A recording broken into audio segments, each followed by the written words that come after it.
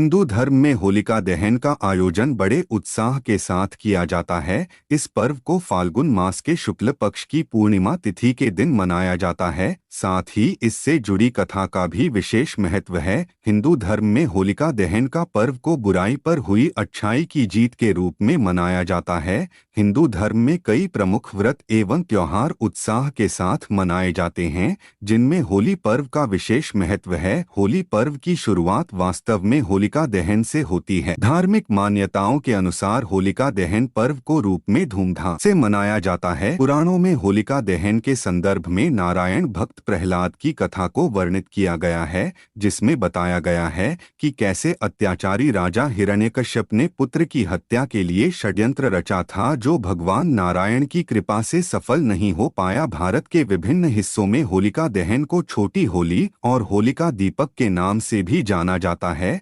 साथ ही इस पर्व के आध्यात्मिक और वैज्ञानिक कारण भी हैं। हिंदू पंचांग के अनुसार प्रत्येक वर्ष फाल्गुन मास के शुक्ल पक्ष की पूर्णिमा तिथि पर प्रदोष काल में होलिका दहन का आयोजन किया जाता है। यह आयोजन गांव या मोहल्ले के किसी खुली जगह पर किया जाता है। खास लकड़ियों से तैयार की गई चिता पर गोबर से बने होलिका और भक्त प्रहलाद को स्थापित किया जाता है, जिसे गुलारिया बड़कुल्ला के नाम से जाना जाता है। इसके बाद होलिका दहन के शुभ मुहूर्त में होलिका के पास गोबर से बनी ढाल भी रखी जाती है और 4 मालाएं जो मौली फूल, गुलाल, ढाल और गोबर से बने खिलौनों से बनाई जाती हैं, उन्हें अलग से रख लिया जाता है। इनमें से एक माला पितरों के नाम समर्पित होती है, दूसरी माला हनुमान जी के लिए, तीसरी शीतला माता और चौथी माला घर परिवार के लिए रखी जाती है। होलिका दहन की पूजा में रोली माला, अक्षत, गंध, पुष्प, धूप, गुड़, कच्चे सूत का धागा, बतासे, नारियल एवं पंच फल इत्यादि पूजा की सामग्री के रूप में एक थाली में रखे जाते हैं।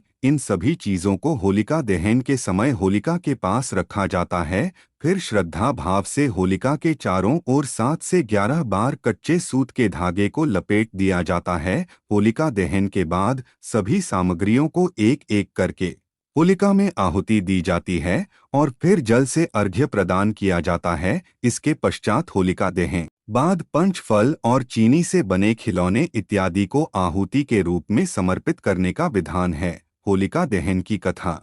पृथ्वी पर हिरण्यकश्यप नामक एक राजा शासन करता था, जो भगवान विष्णु का सबसे बड़ा शत्रु था। उसने अपने राज्य में सभी को यह आदेश किया था कि कोई भी ईश्वर की पूजा नहीं करेगा, लेकिन उसका पुत्र प्रहलाद भगवान विष्णु का परम भक्त था। जब हिरण्यकश्यप ने अपने पुत्र को भगवान की पूजा करते हुए देखा तो उससे सहा नहीं गया और अपने ही पुत्र को दंड देने की ठान ली। हिरण्यकश्यप ने प्रहलाद को कई बार कष्ट देना चाहा, लेकिन भगवान विष्णु ने हर समय प्रहलाद का साथ दिया।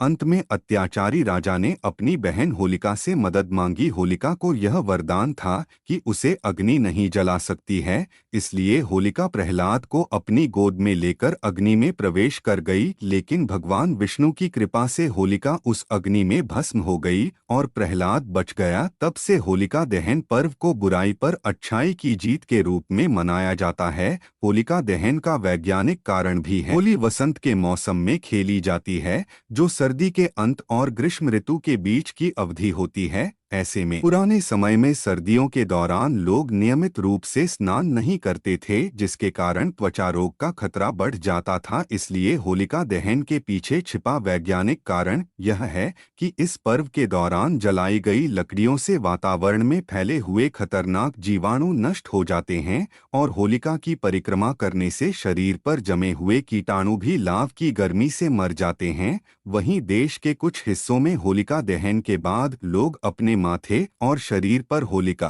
की राख लगाते हैं, जिसे मानसिक और शारीरिक स्वास्थ्य के लिए अच्छा माना जाता है।